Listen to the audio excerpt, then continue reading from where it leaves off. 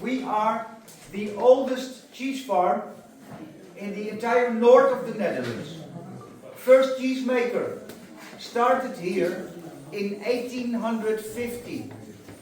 And still nowadays we make our cheese in the same way as he did it back then. And the secret is passed from father to son. But today you are lucky, because today I will tell you that secret. But don't tell anyone else.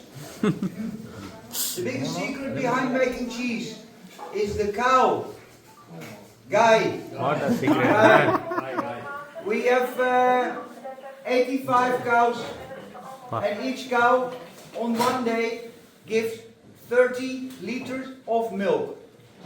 And to make 1 kilogram of cheese, we need 10 liters of milk. So if you see a big cheese over there, there is 120 liters of milk inside. One cow, how much milk is giving? 30 liters per day, one cow. Now we have two very famous cheeses in Holland. This one here is Edam cheese. Edam is the city next to this village. There they make this type of cheese, made from pasteurized milk and contains 38% of fat. The cheese that we produce here, that is the round yellow one, which we call the Gouda cheese. And the Gouda cheese is made from a whole milk and contains 48% fat.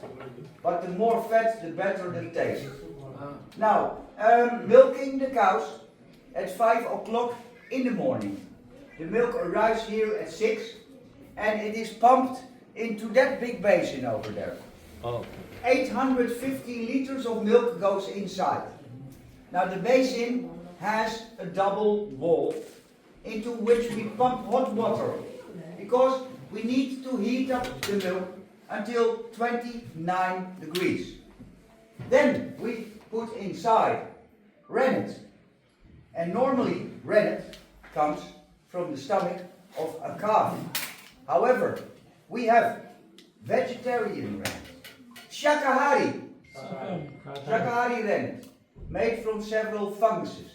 But this will make that the milk will become very thick as a pudding.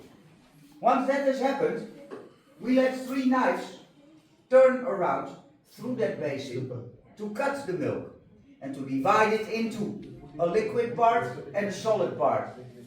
The liquid part we call the whey. And the whey is not used for making cheese, but we give it back to drink to the guy, to the bakri, to the sheep, to the tourists. The other part is called the curd. Curd we put into cups like this, and we press it 4 hours under the presses behind me. Then we put them into salt water to conserve them, to give them their flavor. And then we dry them on these wooden shelves in 2 days. When they are dry enough, we can either coat them with wax or with plastic. And with the wax and the plastic around it, the cheeses can be conserved for 1 entire year, and you don't have to put them in the refrigerator. When you open them, then you need to put them in the refrigerator, and they last you another 6 months. Now, with the wax, the whey stays inside, so the cheeses will stay young.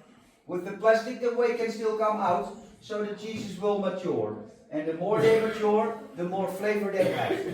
A young cheese matures in 4 weeks, a middle-aged cheese in 4 months, an old cheese in 1 year, and this one which has matured for 3 years. Really tastes delicious, a little bit hard, very good for bowling, and for the ladies very good for your husband. And watch it, we also have them of 15 kilograms. Now we make cheeses. We make cheeses in all different flavors. We have cheese, which is very famous to you. Jira. And we get the herb from your country. Yeah, eh? yeah. And we put it in our cheese. We have stinging nettle, garlic and onion, pesto cheese, beer cheese, whiskey cheese, mustard cheese, jalapeno pepper, chili pepper. We even have marijuana cheese. Yeah, marijuana. But no high, no fly, made from the seeds of the hemp plant. If you want to cut your cheese, you can use these handy slicers. We have got a normal cheese slicer. There is one for young cheese, this one, and this one is for grating your cheese in the kitchen. Right, so we now go over to the other side where I will show you how